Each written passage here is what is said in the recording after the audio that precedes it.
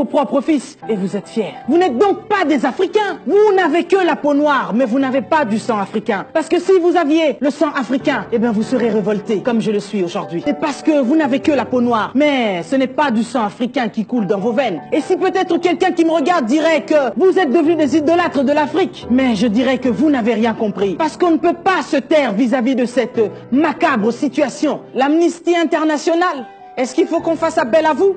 Ne voyez-vous pas ce qui se passe dans nos pays africains? Des millions de personnes tombent chaque jour. Le petit Syrien, dont la photo a fait le tour du monde, a révolté le monde entier. Le monde entier était sidéré. Mais il y a des millions d'Africains, des millions de petits Africains qui meurent chaque jour. Et ça n'indigne personne. Est-ce qu'il faut réfléchir?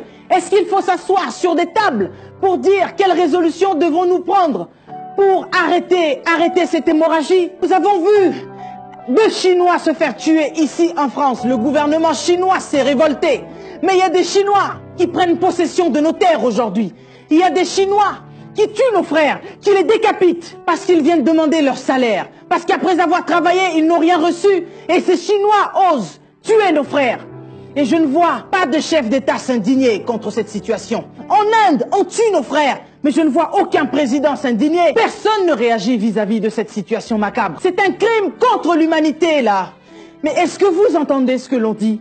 Est-ce que vous entendez notre cri d'alarme? Est-ce que vous entendez comment une femme africaine est en train de pleurer? Je suis ici en Europe, je peux vivre paisiblement. Mais pourquoi est-ce que je m'indigne? Pourquoi est-ce que je me lève pour parler?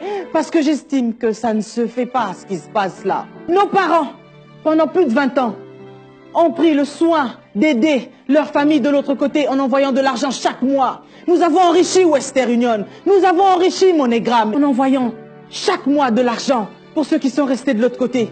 Et vous savez quoi? Après nos parents, c'est nous autres qui aidons ceux qui sont restés de l'autre côté. Et ce que je crains, moi, c'est de voir que demain, ce sont nos enfants à nous qui vont devoir faire la même chose. Mais je dis non, je ne veux pas que ça continue. Jusqu'à quand allons-nous continuer à vivre sous la servitude? Pourquoi est-ce que des stars ne parlent pas? J'en ai vu quelques-uns parler, mais je ne comprends pas. Les autres passent leur temps à mettre des petits mots sur les réseaux sociaux. Ce n'est pas suffisant. On a besoin d'action. On a besoin que vous agissiez. On a besoin que vous vous déplaciez. Mais où sont les hommes comme Mandela? Mais où sont les hommes comme Luther King? Mais où sont les femmes comme Rosa Parks, qui refuse de céder sa place parce qu'elle estime qu'elle aussi, elle avait le droit de s'asseoir? On se croirait dans un film, mais ce n'est pas un film, c'est une réalité.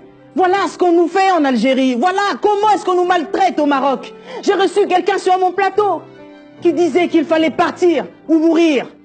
Et s'il fallait mourir, plutôt mourir dans la mer que mourir en Côte d'Ivoire. On arrive ou on meurt, c'était la devise. Et ça reste toujours la devise. Si moi j'ai besoin de boire tout de suite, ce qui est aberrant, en fait, ce qui est aberrant, ce qui est normal dans cette période-là, c'est que c'est le pipi, l'urine, qui devient l'eau. Et tu peux demander pardon à ton voisin, tu peux demander pardon à ta voisine. Pisse, excusez-moi des termes, hein, pisse, pour que je boive. Vous vous rendez compte que tous ceux qui sont en train de partent avec une seule et unique chose dans la tête, c'est partir. S'il faut mourir, je préfère mourir de l'autre côté plutôt que mourir dans mon propre pays. Ils ont perdu l'amour de leur patrie. Ils ont perdu l'amour de leur continent. Je refuse de croire que l'Afrique ne peut pas changer. Je refuse de croire que l'homme noir ne peut pas se lever. Et d'un commun accord, nous pouvons faire des grandes choses. C'est l'unité qui nous manque. L'amour envers les uns et les autres. Aujourd'hui, lorsque quelqu'un se lève et parle, les autres se lèvent aussi pour dire « Mais tu es chrétien, pourquoi tu ne parles pas de Jésus? Mais tu ne fais que parler de l'Afrique. » Oui, je parle de Jésus. Mais vous savez quoi? Même dans la Bible, j'ai vu des gens servir Dieu Tout-Puissant, mais réagir lorsque leur pays, leur patrie était condamnée. J'ai vu David se lever pour combattre Goliath parce qu'il menaçait sa population. J'ai vu Moïse se lever parce que ses frères étaient menacés. Mais où sont nos hommes de Dieu aujourd'hui? Ils préfèrent s'éclipser. Vous vous éclipsez. Vous avez des intérêts quelque part. Et tous ces hommes qui tombent, ça ne vous dit rien. Mais tous ces hommes et ces femmes qui viennent prier dans vos églises, ce sont leurs frères et leurs sœurs qui tombent de l'autre côté. J'ai vu un homme de Dieu, Nathan, dans 2 Samuel 12, 7, qui dit au roi David, qui était un roi, Ainsi parle l'Éternel. Cet homme-là, c'est toi. Vous connaissez cette histoire? Pourquoi est-ce que cet homme est venu parler ainsi à un roi?